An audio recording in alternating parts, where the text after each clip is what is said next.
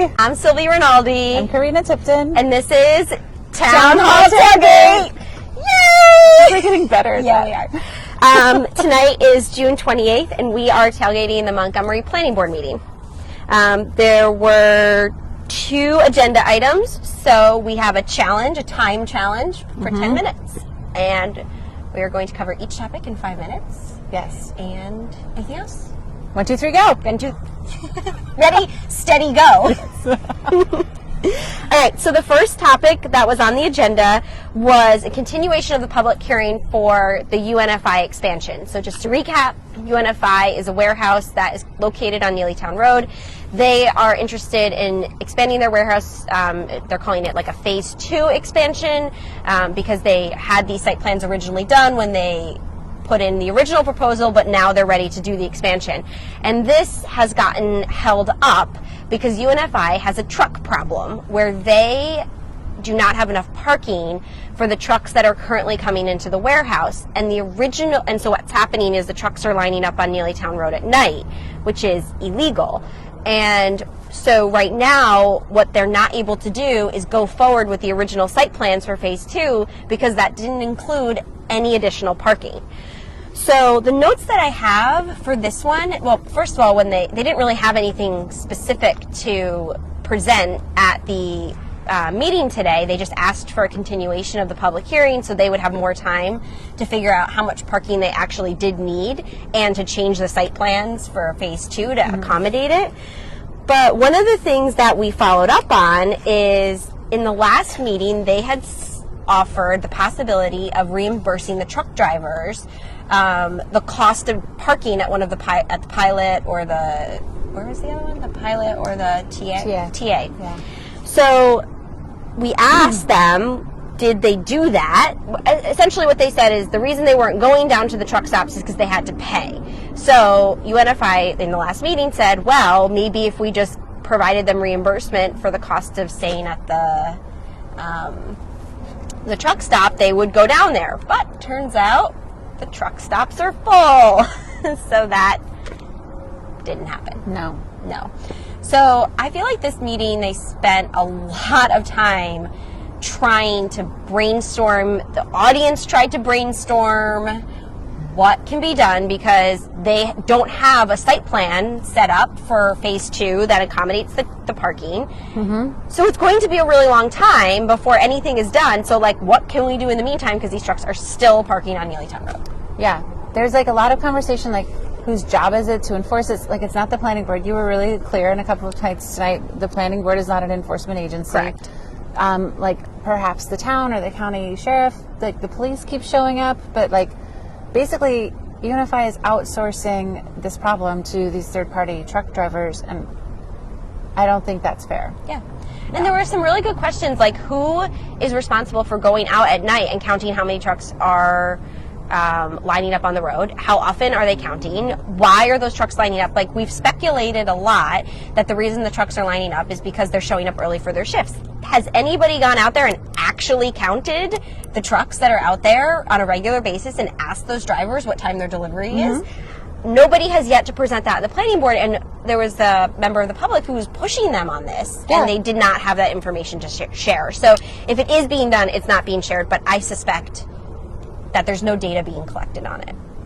I agree. Fair? That's fair. And I think that if they are not able to operate with no impact to the community, like in the boundaries of their approvals from 20 years ago, right, 30 years, I don't even remember, of decades ago, why would they add something new without reevaluating those impacts? Like, this sounds like a reopener for the environmental impact statement. Yes, which they even said in the meeting they don't want to do, but they're like, they don't have enough parking. It's a big problem with their current site, so they've got to figure this out. I mean, I'm thinking to myself, is there any other parking lot somewhere? Like, I don't. But I mean, at the end of the day, and even the chair of the planning board said this is not like, this is UNFI's problem. Yes, right? It's not the town's problem. Like, we're acting like the Scooby Gang in there. Like, we're like, hey, we're like detectives. I drove by at 11:30 at night, and I saw, and everyone's like, oh no, like, this data should not be coming from like Right. the residents of the town of Montgomery. Like Yeah. we could ask the Every police week that chief. happens. We could say, "Hey, police chief, do you have a list of how many times have people been going out there and getting tickets?" Like,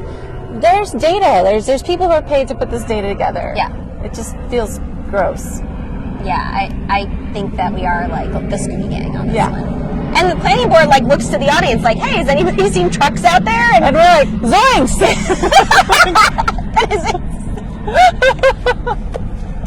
Yeah. All right.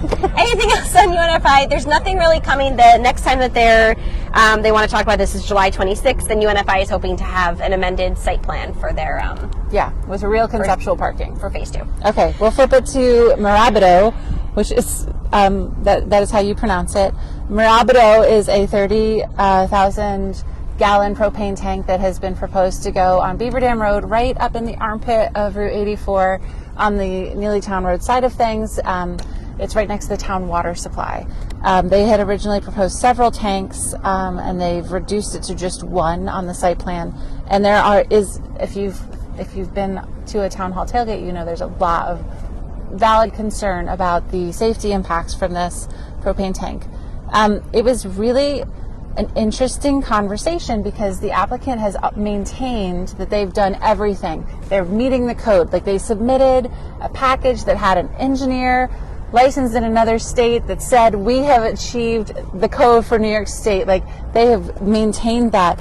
But a member of our community did a lot of research and wrote an email that the planning board took really seriously, and it cued the planning board member to go and speak to the Village of Maybrook Fire Commissioner, and they came up with like a plan, which is great because before they didn't have a plan. Before they had, we're in the fire district, so if there's a fire, it will be put out, right? But it's the end of the fire district. It takes 10 to 12 minutes to get there, and the window to cool off a propane tank that is on fire is very short. So basically, they came up with this idea that they're going to put in a wet hydrant off of town water. The applicant was hoping to do this as part of like the building inspection process, but they're committing to it now earlier to get their approval. And then there's going to be these fire monitors that really do look exactly like those things that go off of the bow of like a fire boat. They called them monitors, but like to me they look like robots. Yeah, they're like water shooting robots. Yeah. And apparently they're totally like remotely maintained. And there's going to be a perimeter of them pointing at the tank. So if there's a fire in the vicinity of the tank, they will blast sensors. water. Yeah, they'll blast water at the tank and keep the tank cold because propane will expand when it gets hot, and that's what causes an explosion and a dangerous fire condition. I was happy that they went to that level of detail. Wigs me out a little bit that it took several months. Like, the public hearing opened in April. We're 2 months in on this with extensive public comment, and only now have we got something that sounds like it may actually address the safety issue. Right. Which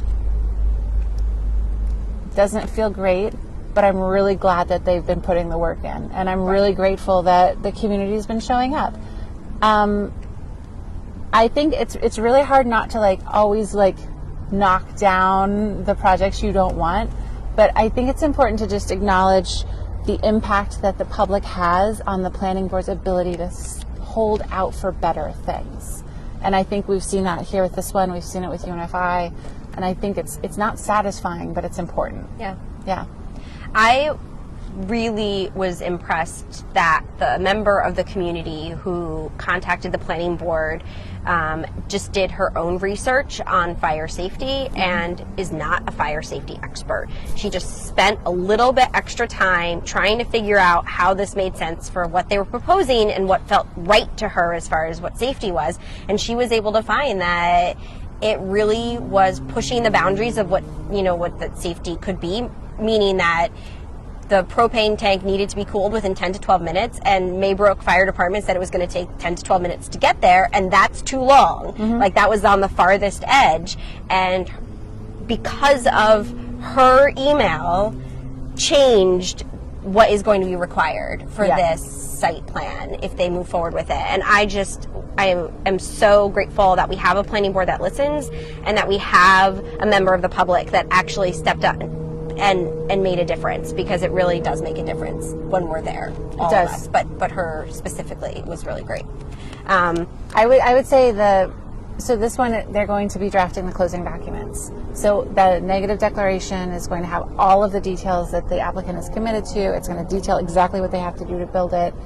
And there was also a lot of conversation about why the applicant doesn't just wait, right? Like the comprehensive plan is in front of the town board. Mm-hmm. They've promised zoning changes, and this is in an area that has been neglected for zoning changes for a really long time. Yeah. And so I guess I would say that just based on the next time to show up is maybe the town board meeting on Thursday. Yeah. Where they're going to be talking about the comprehensive plan. When they say that they're going to draft a negative declaration for environmental impact, does that mean that they're looking to approve something? Is that like the first, we'll probably approve this? Yeah. Even though they had follow-up items that they needed to do? Mm-hmm. Yep. Yeah, the negative declaration is it's the final document that says, okay, your plans are not going to cause a detriment to the environment or to the people around. Do you know if it's ever happened that somebody has gotten a negative declaration issued by the planning board but then had them ultimately deny the plan? I don't know. Yeah. All right. So they had said that this was going to be followed up in 2 weeks at the July 12th meeting at 7:30. I do want to just say one last thing on this one. One is just a few quotes that I took down that I think are worthy of mentioning. Mm-hmm. So the first is a member of the planning board made a comment in response to the extra fire safety follow-up they had done in the last month. And he said, I probably should have done this a few months ago, but I didn't.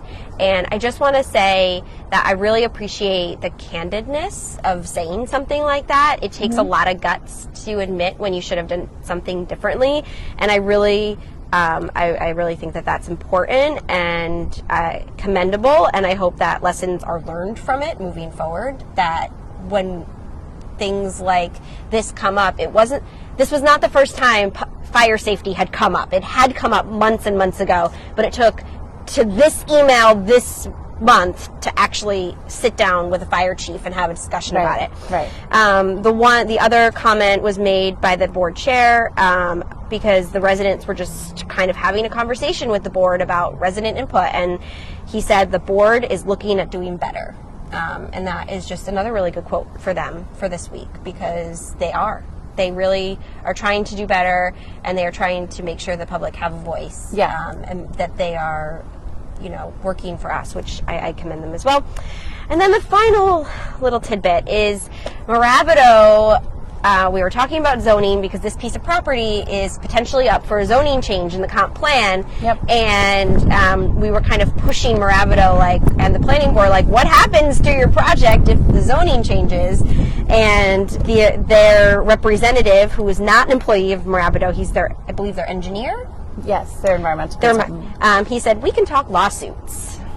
So I interpreted that as a threat. Yeah. And the rest of the room around me also felt that as I looked around. Yeah. And we were not very happy. And although I appreciate his candidness. It's always good to know. Yep, good to know. Yeah. All right. Anything else? Oh, stay tuned, because after this, we are going to sign off. Yep. And then we are going to do a special report on the Orange County IDA